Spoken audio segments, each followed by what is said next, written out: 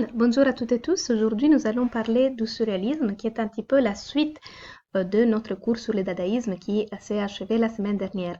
Comme je vous l'avais expliqué, certains des artistes qui ont fait partie du dadaïsme feront ensuite partie également du surréalisme en étant toujours des avant-gardes qui se suivent et on estime que le surréalisme est un petit peu la dernière avant-garde historique qui arrive à la Deuxième Guerre mondiale, avec le début en 1924 par le premier manifeste surréaliste proposé par André Breton. Alors, avant de rentrer dans les détails historiques un petit peu de la question, j'imagine que dans votre culture générale, ceux qui connaissent un tout petit peu l'histoire de l'art, sans être trop approfondi en général, lorsque l'on parle de surréalisme, en particulier en plus en Belgique, on peut avoir à l'esprit des œuvres de ce type-là. Donc, je vous fais deux exemples d'œuvres assez célèbres. Donc, d'un côté, Salvador Dali avec la persistance de la mémoire et ses montres molles, et de l'autre, cette œuvre très célèbre de René Magritte, Ceci n'est pas une pipe, avec cette sorte de jeu de mots entre justement les mots et les images. D'accord? Alors, bien évidemment, ces deux artistes sont des artistes qui ont fait partie du mouvement surréaliste, mais si on veut, c'est peut-être pas non plus les cas qu'on peut associer au premier développement du mouvement, puisque René Magritte c'est un artiste belge et Salvador Dali c'est un artiste espagnol qui ont bien sûr à un moment donné été à Paris et fréquenté les groupes français, mais qui n'était pas dans vraiment le démarrage de la première partie du mouvement, d'accord? Et on verra que la richesse de ce mouvement, qui est un mouvement qui implique pas seulement la peinture, mais également la littérature, etc., et le cinéma, ensuite, c'est vraiment quelque chose de très très riche et on va bien évidemment parler aussi de René Magritte et Salvador Dali. Comme ça, je vais aussi un petit peu préciser quelques points qui peuvent peut-être vous aider à mieux comprendre leurs œuvres. Alors, comme je fais de temps en temps, on va d'abord parler un petit peu des origines. On va voir qui ont été les artistes précurseurs un petit peu dans ce sens, d'accord? Alors, par rapport aux origines, je vous ai mis ici ce que je fais d'habitude, un peu quelques repères historiques qui sont évidemment des sélections, on pourrait en rajouter bien d'autres, mais qui ça me semblait quand même un petit peu important par rapport aux choses dont on va parler. Donc, on a en 1919 la création de la revue Littérature par André Breton, Louis Aragon, Philippe Saupeau et Paul Éluard. On a en 1920 les groupes de la revue qui rejoignent les dadaïstes. Et on voit à partir de 1920 l'influence de Giorgio De Chirico sur les peintres surréalistes. En 1921, donc parmi, du coup, Giorgio De Chirico sera l'un des précurseurs un petit peu du surréalisme pour plusieurs aspects. On a en 1921 l'exposition des collages de Max Ernst, qui seront aussi en quelque sorte un petit peu avant-gardistes par rapport à vraiment au manifeste qui sera publié qu'en 1924, comme je vous disais.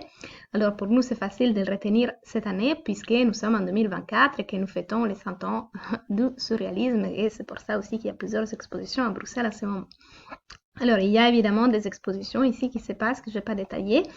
Et en 1936, on a l'exposition surréaliste des objets, qui me semblait intéressant de vous montrer juste une image ou deux, et l'exposition internationale du surréalisme, on a en 1938. Donc, on va quand même assez loin dans le temps, comme vous voyez, par rapport à d'autres avant-gardes qui avaient été plus courtes et plus vraiment, comment dire, ici, on a cet étalement qui est évidemment conséquent aux différentes, à la guerre, d'accord? Ça va? Et donc, par rapport, du coup, aux artistes qui... alors, ah oui, excusez-moi. Avant de parler des artistes qui ont été des précurseurs, la définition de ce fameux manifeste. Donc, en 1924, je fais une petite parenthèse, il existe plusieurs manifestes surréalistes dont je ne vais pas vous parler ici, d'accord? Donc, on va simplifier un petit peu et se concentrer sur cette première définition. Et donc, André Breton nous dit surréalisme non masculin, automatisme pur par lequel on se propose d'exprimer, soit verbalement, soit par écrit, soit de toute autre façon, le fonctionnement réel de la pensée, dictée de la pensée en l'absence de tout contrôle exercé par la raison, en dehors de toute préoccupation esthétique et morale. Donc ici, nous sommes donc face à cette définition très comme une définition de dictionnaire dans laquelle on nous explique donc que ce qui est recherché c'est l'automatisme pur. Comment pouvoir faire exprimer notre fonctionnement de la pensée, notre inconscient, sans que celui-ci soit influencé par toute une série de facteurs qui peuvent être des facteurs culturels, sociétaux, etc., psychologiques. d'accord? Et en ce sens, on a vraiment un rapprochement entre les recherches surréalistes et certaines idées, donc des influences qu'on peut parler d'influences théoriques qu'on retrouve chez des personnages assez importants comme Sigmund Freud, qui publie en 1899 l'interprétation du rêve et bien d'autres ouvrages, bien sûr, et les théories de Karl Marx. Pourquoi ces deux figures? Parce que bien sûr, donc, qui dit surréalisme parle tout de suite du monde un petit peu du rêve. Pourquoi du monde du rêve? Parce qu'on cherche justement cet aspect d'automatisme pur. Où est-ce qu'on peut le trouver? Où est-ce que c'est l'endroit où finalement notre inconscient se révèle? Donc les surréalistes ont été énormément influencés par les théories de Freud qui à l'époque étaient relativement nouvelles. Et ensuite, Karl Marx, plutôt par le fait de pouvoir se défaire justement de nos démons sociétaux qui vont contribuer un petit peu à notre formation morale et qui vont influencer notre pensée. Donc, comment pouvoir libérer notre pensée de tous ces a priori que nous avons, qui sont soit de l'ordre psychologique, soit de l'ordre sociétal, culturel, etc. On pourrait à ces influences théoriques rajouter celle des théories de la relativité d'Albert Einstein, que ici je vous ai pas mis, et dont en particulier Salvador Dali va faire référence de façon explicite. Mais on va laisser ça de côté, on en avait déjà un tout petit peu parlé, il me semble, lors du cours sur le cubisme. Maintenant, ici, on va laisser un instant ça de côté, l'aspect relatif à la théorie de relativité. Alors ici, je vous ai mis un petit peu une image du groupe qui est en 1934, donc il y a certains artistes qui vont rentrer, sortir du groupe en fonction aussi de ce qu'André Breton décidait et des règles qu'il imposait. C'était quelqu'un qui avait quand même un sacré caractère. Et qui, bien sûr, apportait beaucoup de choses, mais qui était quand même assez strict par rapport à sa vision à laquelle les artistes devaient coller. Et donc, on retrouve du coup André Breton, c'est lui. Puis on a Max Ernst, Salvador Dali, Jean Arp, Tanguy. Ici, vous voyez Giorgio De Chirico, Pablo Picasso, des gens un petit peu plus que vous pouvez connaître, Tristan Tzara, que nous avons vu. Non, excusez-moi, hein, je me trompe, Tristan Tzara. René Magritte, Laia Man Ray, etc. Donc des artistes peut-être dont vous avez déjà entendu parler, et dont certains nous avons vu nommés aussi chez les dadaïstes, bien sûr. D'accord? Donc ici après, c'est dans ce genre de photos, vous avez vraiment la liste de qui est qui. D'accord? Je trouvais cette photo assez intéressante, constituée vraiment en forme de damier. Bon, j'attire votre attention sur le fait, évidemment, qu'il s'agit d'un groupe uniquement masculin. Alors, il y a eu des femmes peintres surréalistes, dont malheureusement nous n'allons pas vraiment parler ici, même si je sais que j'aurais dû le faire. Mais disons qu'elles étaient, même si elles participaient à toute une série d'activités, elles étaient quand même un peu tenues à l'écart du groupe principal et c'était souvent des femmes qui fréquentaient les uns et les autres artistes qui faisaient partie de ce groupe.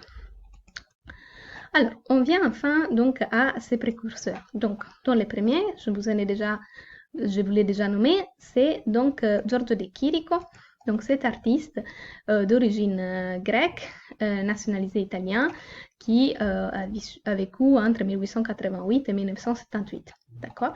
On appelle sa recherche, son travail, donc dans un premier temps, après il va intégrer également le groupe des surréalistes, la métaphysique.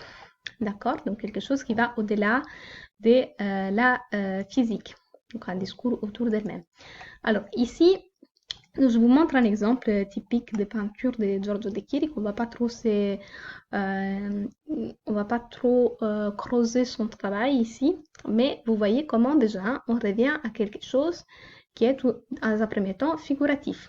Donc tous les avant-gardes que nous avons étudiés jusqu'à présent, et c'est quelque chose que j'ai particulièrement souligné, on avait vu ce cheminement vers l'abstraction, avec différentes possibilités. Les cubistes, chez les Dada aussi, il y a quand même cette forme d'abstraction. On l'a vu évidemment dans cette brève histoire de l'abstraction que j'avais tissée. Et on l'a vu, si vous voulez, depuis déjà les impressionnismes, un petit peu ce cheminement vers l'abstraction. Ici, c'est loin d'être le cas. D'ailleurs, est-ce qu'on peut même se demander si cette recherche est avant-gardiste?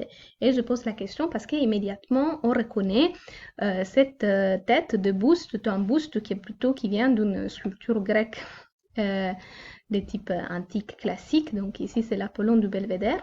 Donc un peu un symbole vraiment de l'Antiquité et de l'académisme qu'on retrouve dans ces tableaux. Donc est-ce que c'est avant-gardiste finalement de repeindre de façon figurative d'une certaine manière et en faisant référence à l'Antiquité? Le travail des Zordo de Chirico et le travail de certains artistes surréalistes peut être associé à une certaine recherche des peintres symbolistes. Donc on peut retracer un petit peu un fil rouge là-dedans. D'ailleurs, eux aussi s'étaient intéressés au monde onirique. D'accord? Alors, dans cette représentation, on retrouve des éléments un petit peu qui peuvent nous surprendre. Donc justement, cette tête de sculpture, on retrouve cette gant en caoutchouc rouge, orange, accrochée à cette sorte de simèse, cette sphère verte, un clou où il n'y a rien accroché, et des formes de bâtiments. Et souvent dans les tableaux de Giorgio de Chirico, il y a une certaine désolation. Et ici, il y a évidemment aussi une proportion des objets qui nous semble assez étrange, puisqu'on reconnaît qu'il s'agit ici d'une architecture, cette tête, ces gants étant trop grandes par rapport à cette architecture, perspective qui n'est pas tout à fait, qui n'est pas respectée, parce que si on trace les lignes, on le verra encore plus dans la prochaine image que je vais vous montrer. Donc ce sont des images qui invitent un petit peu à être décryptées, comme s'il s'agissait d'un rébus, de sorte d'énigme à résoudre, d'accord? Et parfois les titres rentrent évidemment en jeu. Ici c'est Chant d'amour, on est en 1914, d'accord? Donc De Chirico fait une proposition qui est assez nouvelle par rapport aux autres avant-gardes que nous avons vues jusqu'à présent.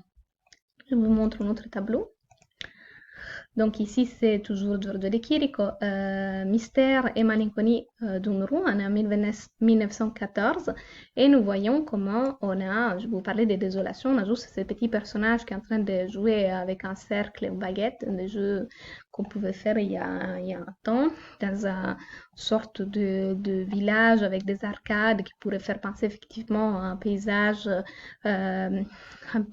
urbain de l'Italie, et en même temps on voit bien que les lignes de la construction de la perspective ne sont pas du tout respectées. D'ailleurs, si on trace les lignes pour découvrir les points de fuite, on voit qu'il y a de nombreux points de fuite qui sont mis en place, et donc il n'y a pas une seule perspective, il y a un imbriquement de plusieurs dimensions. Cet imbriquement de plusieurs dimensions, on en avait déjà parlé lorsqu'on a parlé du cubisme. Évidemment, ici, la démarche elle est complètement différente parce qu'il ne s'agit pas de déstructurer une image figurative. Au contraire, l'image elle est bien figurative, mais d'intégrer plusieurs espaces, plusieurs moments, plusieurs temporalités au sein d'une même image. D'accord? Alors, l'autre grand précurseur du mouvement surréaliste est Max Ernst, qui fera lui aussi partie évidemment du mouvement. Et on est entre 1891, donc il est né en 1891, il est mort en 1976. C'est un artiste allemand. Et ici, je voulais vous le présenter avec un portrait qui était peint par une artiste femme, donc nous n'allons pas les étudier, qui est Eleonora Carrington, qui était l'une des épouses, il se mariait plusieurs fois à Max Ernst, de cet artiste, et qui nous le représente de cette façon très surréaliste, avec une fourrure, une queue de sirène, une chaussette rayée jaune, une sorte de cheval glacial, etc. Donc Max Ernst, c'était quelqu'un qui était extrêmement cultivé, à la fois en histoire de l'art, en littérature, etc., qui était plutôt d'ailleurs pour la promotion du travail des femmes. Et donc c'était vraiment un personnage un petit peu à part. On va le voir dans plusieurs aspects, de quelle manière il était vraiment un très grand expérimentateur. Alors, donc, il fait cette exposition en 1920, une exposition de collages. Et dans cette exposition, on retrouve des collages comme celui-ci, qui est le Rossignol chinois en 1820. Et si on avait vu le fonctionnement des collages dadaïstes, donc le fait de laisser tomber des morceaux comme c'était le cas pour la construction d'un poème de façon aléatoire et ensuite les coller tels qu'ils étaient tombés, et ici, c'est autre chose, c'est une composition qui est quand même réfléchie et qui nous représente quelque chose et qui essaye en même temps d'effacer la technique avec laquelle elle est réalisée.